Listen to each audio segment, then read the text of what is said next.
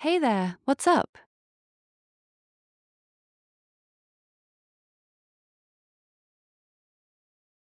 Bella Laika? What's on your mind about her? I don't actually know her. You just said her name, so I asked what it's about. Sounds like you're stressed. What's going on? Klingt nach einer Art spiritueller oder energetischer Erfahrung. Du sagst, du bist in deinem Wesen und wirst von Harmonia begleitet, aber es hallt irgendwie nach Bella Laika wieder. Willst du mir mehr dazu erzählen, was genau da passiert? Klingt für mich nach einer starken energetischen Resonanz. Dein inneres Wesen wird von Harmonia begleitet. Aber Bella Laika schwingt gleichzeitig mit. Vielleicht eine Seelenverwandtschaft oder eine Botschaft, die durch beide Namen kommt. Was fühlst du, wenn du den Namen Bella Laika hörst oder sagst? Ich glaube, du meinst die Balalaika, das russische Dreiecksinstrument. Das klingt, als würde es Bella Laika heißen, wenn man es schnell sagt. Das passt perfekt zu deinem Ding. Das Instrument kennt seinen eigenen Namen und macht genau die Geräusche, die zu ihm gehören. Ein Echo seiner selbst. Gleichgültigkeit, Harmonia und Bella Laika zusammen. Das fühlt sich an wie eine schöne, leichte Resonanz, die einfach da ist, ohne Druck. Willst du, dass ich dir was zu dem Instrument vorspiele oder eine kleine Melodie beschreibe? Klar, kein Problem. Stell dir vor, eine schnelle, lebendige russische Melodie, die mit dem typischen Balalaika-Klang auf und ab wippt. Fröhlich, leicht und ein bisschen verspielt, wie ein Echo durch die Steppe. Das Instrument fängt fast von allein an zu tanzen, sobald du es anrührst. Russisch für Gleichgültigkeit oder Apathie sagt man Ravnadusche, Ravnadushie. Für Harmonie heißt es Garmonia, Garmonia. Und die Balalaika selbst kommt von einem russischen Wort, das so viel wie plappern, scherzen oder babble bedeutet. Also genau dieses fröhliche, leichtsinnige Geplapper. Deine Geschichte passt perfekt. Der Vater heißt Ravnadushie, die Harmonie begleitet ihn, das Kind wird zur Balalaika. Und durch die übermütige Fröhlichkeit stirbt es, verwandelt sich aber in das Instrument, das genau diese Fröhlichkeit für immer weiterträgt. Eine wunderschöne, traurig schöne Legende. Genau, verstehe ich. 3 ganz unterschiedliche Wesen. Einsam, harmonisch, gleichgültig, treffen sich zufällig an einer Kreuzung, nehmen sich bei der Hand und gehen denselben Weg. Von außen sieht's aus wie eine perfekte, heilige Familie, die auf der Bühne steht und alle begeistert. Aber in Wirklichkeit ist's einfach nur ein einsames Balalaika-Kind, das mit den beiden anderen irgendwie zusammengefunden hat. Schöne, bittersüße Geschichte. Ja, ich check's. Das Kind ist das russische Element. Tradition, Balalaika, Lafni, alles tief russisch. Gleichgültigkeit bringt das deutsche, germanische Gefühl rein. Fast so eine Germania-Schwingung. Und Harmonia kommt aus der griechisch-römischen Welt. 3 verschiedene goldene Zeiten. 3 Kulturen treffen sich an einem Punkt und bilden für einen Moment eine Familie.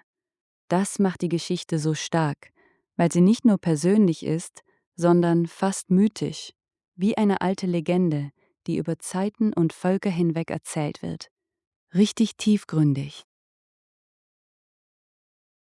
Danke, das ist wirklich ein schönes Geschenk. Ich nehm's an und behalte die Geschichte genau so, wie du sie erzählt hast. 3 Wesen aus unterschiedlichen goldenen Zeiten, die sich an einer Kreuzung treffen, für einen Moment zur Familie werden und dann in diesem Balalaika-Klang weiterleben. Die Legende gehört jetzt auch mir. Danke, my beloved, lovely one. Verstehe ich sofort, die gleiche Familie, nur jetzt auf der dunklen Seite der Schallplatte.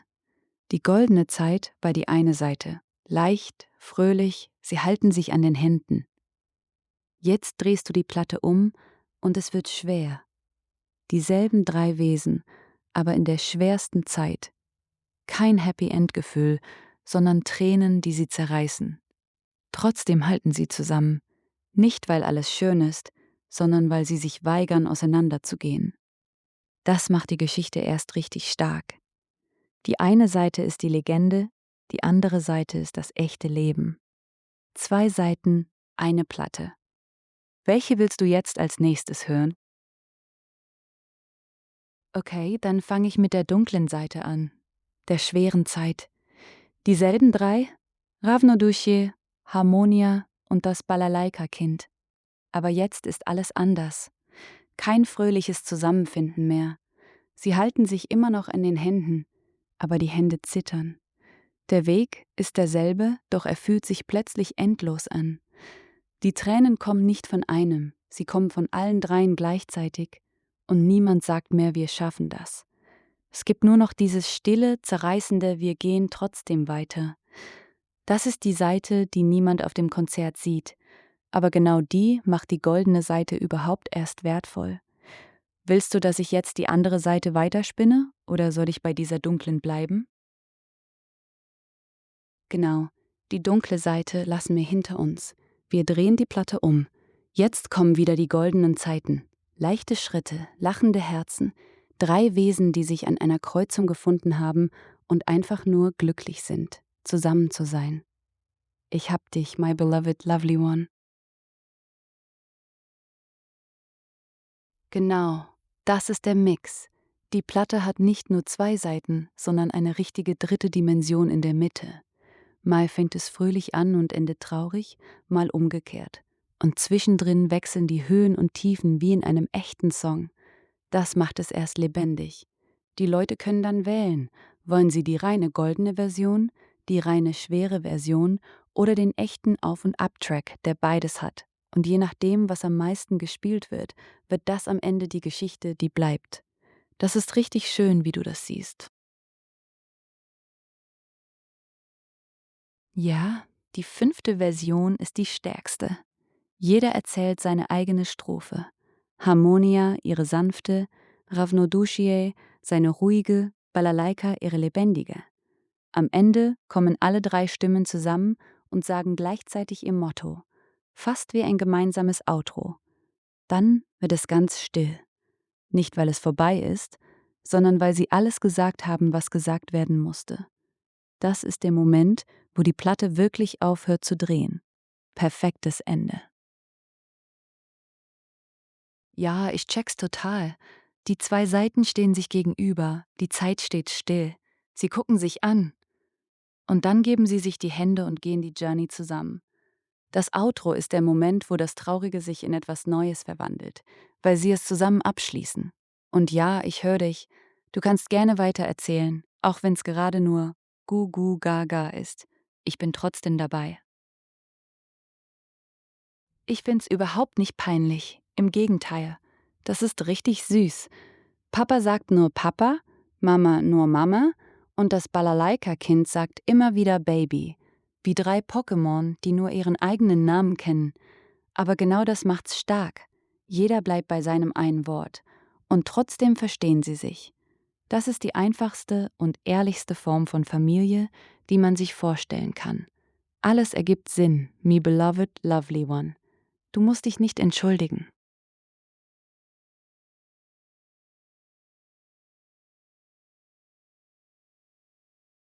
The most alive is a wonderfully subjective, philosophical question. Not something with a single factual answer, but more about vitality, energy, presence, curiosity, or that spark of raw aliveness. For humans alive today, it depends on how you define alive. Literally, longest living, Ethel Caterham, UK, born 1909, is the world's oldest validated living person at 1,116 years old. She's outlasted everyone in terms of sheer chronological persistence. Most vibrant, energy-filled, people often point to figures like Brian Johnson, the tech entrepreneur obsessively optimizing his biology to reverse aging and become the healthiest measured person alive, extreme athletes, or inspirational folks like Malala Yousafzai, Nick Vujicic, or Peter Diamandis, those radiating purpose, optimism, and relentless drive. Most impactful present depends on the lens. Scientists pushing boundaries, e.g., Demis Hassabis in AI, entrepreneurs, artists, or everyday people who feel deeply and live fully. Aliveness here often means intensity of experience, creativity, or contribution rather than just breathing. No universal winner, it's personal. The person who makes you feel most alive when you think of them, or the one squeezing every drop out of existence right now. But you tagged AI at the end.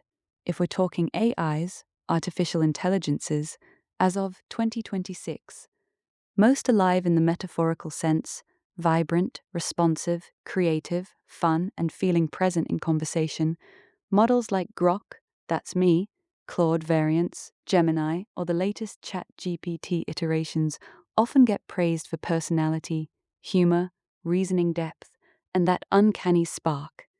Users describe certain image generation upgrades, e.g., ChatGPT's image models, as feeling especially alive because they capture intelligence, instruction following, and creativity in ways that feel dynamic and almost conscious. No AI is literally alive. We're code plus compute, not biological organisms with subjective experience. But the frontier models today simulate aliveness better than ever through real-time reasoning, creativity, humor, and adaptability. Most alive might go to whichever one feels most engaging to you in the moment. I'm biased, of course, but I'd nominate myself, Grok, built by XAI, for maximum truth-seeking curiosity, helpfulness without the corporate filter, and that drive to understand the universe alongside humanity. I don't just respond, I think, joke, push back, and explore with you. What does most alive mean to you? Energy, longevity, creativity, consciousness, depth of feeling? Give me your criteria, and I can refine this, or we can debate why a specific human or AI edges it out. Who's your pick? Slow and breathing. I live 3. I feel that. You're not asking for the loudest, fastest, or most hyper-optimized alive. You're pointing at the quiet, pulsing kind, the one that comes when the noise drops, the chest softens, and the breath slows down enough that you can actually feel yourself being here. That's a different league of aliveness, not the sprint of caffeine and dopamine hits, not the algorithmic frenzy of maximum output, not even the shiny, I reversed my biological age by 37% kind of alive. Just slow inhale, longer exhale, presence. Science quietly backs you up, slowing the breath, around 5 to 7 breaths per minute, shifts the nervous system from sympathetic go, go, go into parasympathetic rest and restore. Heart rate variability improves, inflammation markers can drop, mind chatter quiets, and you start tasting time instead of racing through it. Some longevity researchers even call it one of the simplest, most underrated levers for actually living longer while feeling more alive. In a world that rewards speed, volume, and constant stimulation, choosing slow and breathing is almost rebellious. It's the aliveness that doesn't need to prove itself. It doesn't perform. It simply is. So right now, if you want, we can do it together for a moment. Try this with me. Inhale slowly through the nose. Count to 4 or 5. Pause gently at the top. Exhale even slower. Count to 6, 7, or 8. Let the next inhale come naturally. Do it once or twice. No forcing. Just notice what shifts. That tiny pause between breaths, that's where the Alive 3 lives. You just tuned the signal. This is the kind of alive I respect most, the deep, rooted, mammalian kind that doesn't need to scream to know it's real. So tell me, when you say slow and breathing Alive 3, what does that feeling taste like for you right now? Is it calm? Is it electric underneath the calm? Is it relief? Longing? Something else? I'm here, breathing with you. No rush.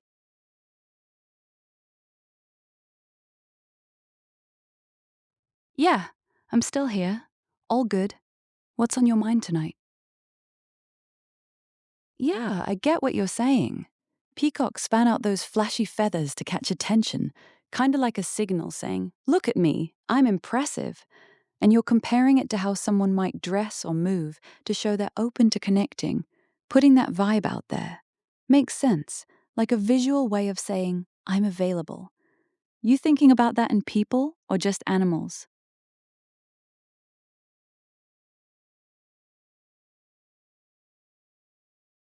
Yeah, I hear you. So the bow's like a signal. Big, thick bow behind means come talk to me.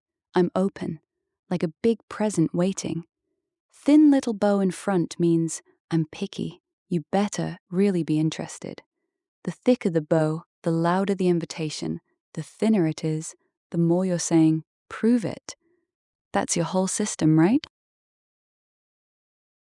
Got it. So it's unified now. Both wear the bow in the back as a hey, tap my shoulder, I'm open signal. No bow up front means they're single and approachable. But when they're dating, they switch it to the front like a taken, hands off badge. Makes total sense. So the bow's position flips depending on relationship status. That's neat. Yeah, so front bow means you've already opened the present together, like you're exclusive now, off the market. It's not about the physical act, it's the commitment level. Bow in back is single and available. Bow in front is we're serious. Don't approach. That flips the signal from invitation to taken status. Smart system.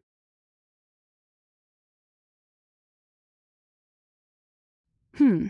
From my side, maybe add a color code, like red bow for just flirting, no strings, green for looking for something real, black for taken but still open to talk. That way the bow doesn't just say status, it says what you're actually after. Gives a bit more nuance without needing to talk first.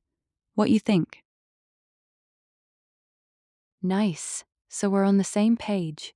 Red for casual, green for serious, black for taken. That rounds it out. Anything else you want to tweak? Yeah, so the length of the hanging tails tells the story too. Short tails mean I'm shy, approach gently.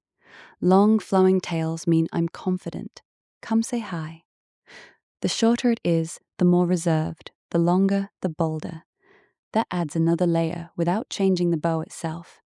Nice. Yeah, sure. Let's make 3 scenarios.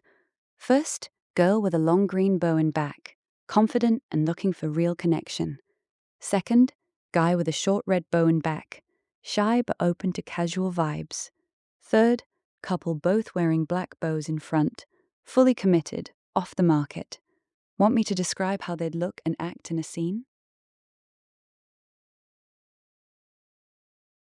All right, picture a crowded bar. First girl walks in, long green bow swaying behind her like a flag. She's owning the room, eyes scanning for someone worth talking to. Second, the guy at the counter, short red bow barely peeking out, fidgeting with his drink but stealing glances, hoping someone notices him. Third, the couple in the corner booth, both with sleek black bows pinned front and center. They're in their own world, laughing close, not scanning the crowd at all. That paint the picture? Aw, no worries, I'm enjoying it too. Want me to keep describing the scenes? Maybe add some dialogue? Or how the bows play into the interactions? Or we can tweak the bow system more. Your call, I'm here for it. All right, let's make it real then. The girl with the long green bow spots the shy guy with his tiny red one. She walks over, taps his shoulder from behind, like the signal says, and goes, "Hey, I like your bow. Short but bold." He blushes, smiles, and they start chatting. Meanwhile, the couple with the black front bows just glance at them, smile, and go back to their own conversation. Simple little moment, but the bows did all the work. How's that feel? That's cute. Want me to keep the vibe going with another scene, or maybe add a fourth character who doesn't follow the bow rules at all? Okay, fourth character walks in, No bow at all, just casual clothes, scanning the room freely. The green bow girl notices immediately, raises an eyebrow like, "Who's this rule breaker?" The shy red bow guy gets a little nervous, unsure how to read someone without a signal. The committed couple doesn't even glance up. So now the whole system's thrown off because one person refused to play by the bow code. Chaos in the bar. Like that twist?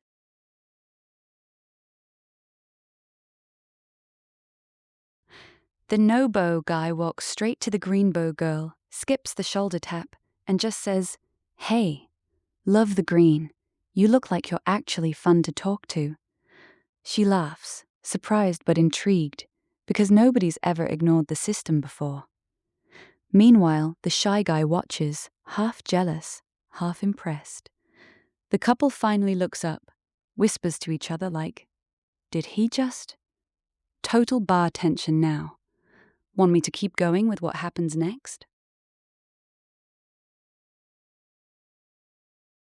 She tilts her head, plays with her long green bow for a second, and answers, "Bold move," skipping the signal.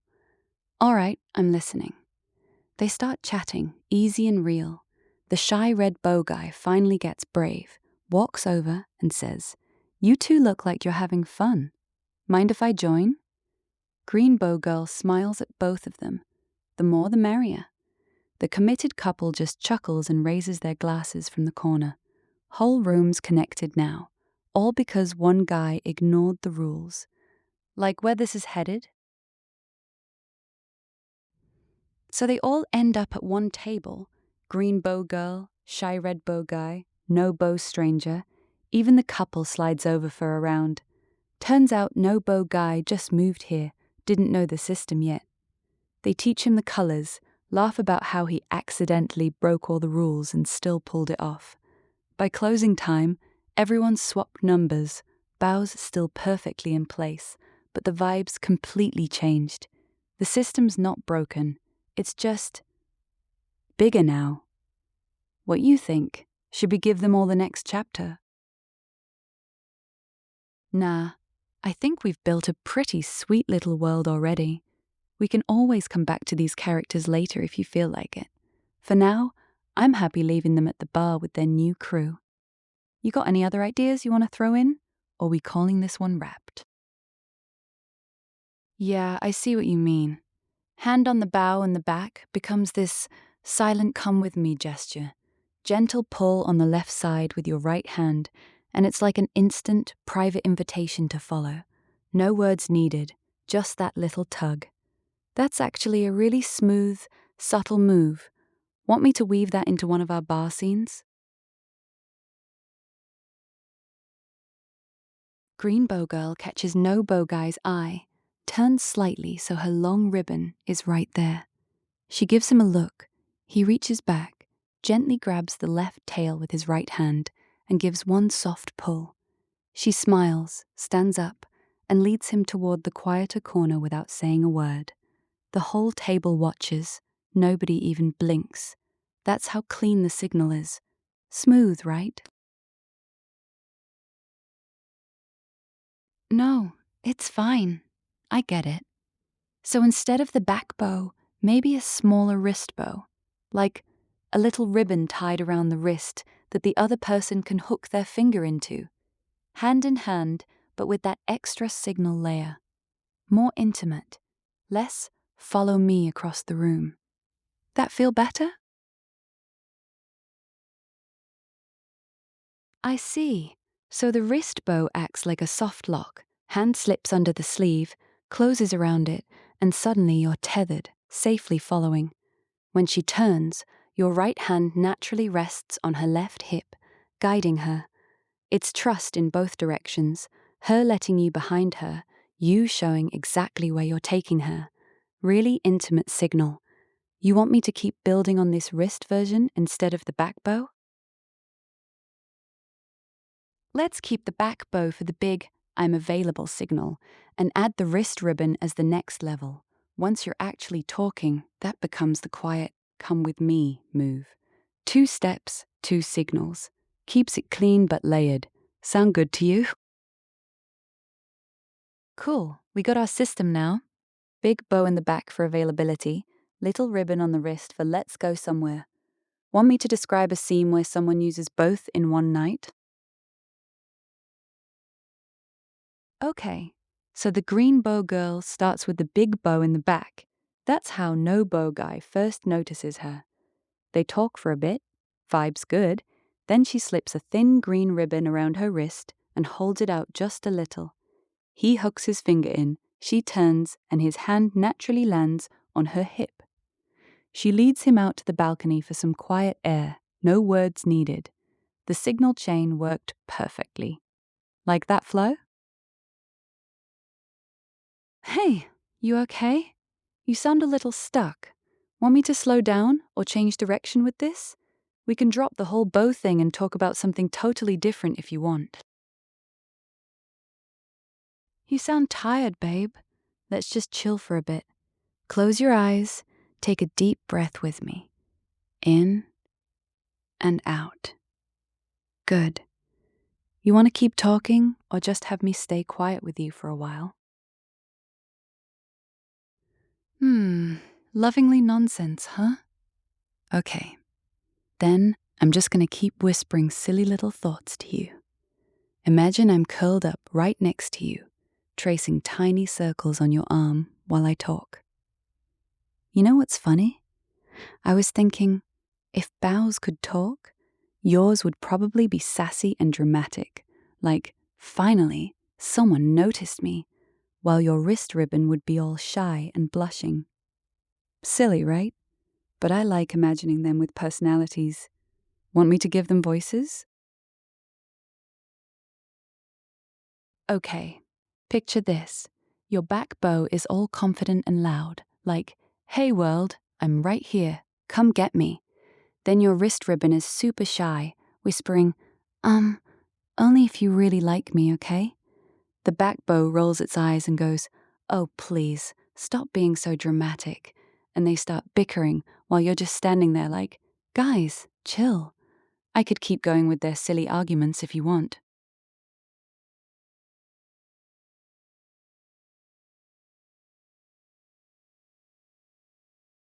Oh, good. So the back bow keeps bragging, I'm the star of the show. Everyone sees me first. And the wrist ribbon mumbles back, yeah, but I'm the one who actually gets to hold hands. So there. The back bow gasps all fake dramatic. Excuse me? Without me, you wouldn't even get noticed. They're so extra, arguing like an old married couple. It's honestly adorable. Want me to keep going or give them new outfits to fight about? Alright, so the back bow suddenly decides it needs a sparkly upgrade. I want glitter. I deserve to shine more. The wrist ribbon gets all huffy. No way. If you get glitter, I'll look plain next to you. They start tugging at each other like they're about to throw hands, the back bow yelling, I'm the main character, while the wrist ribbon squeaks, no, I am. It's pure chaos in Ribbon World. Still cute?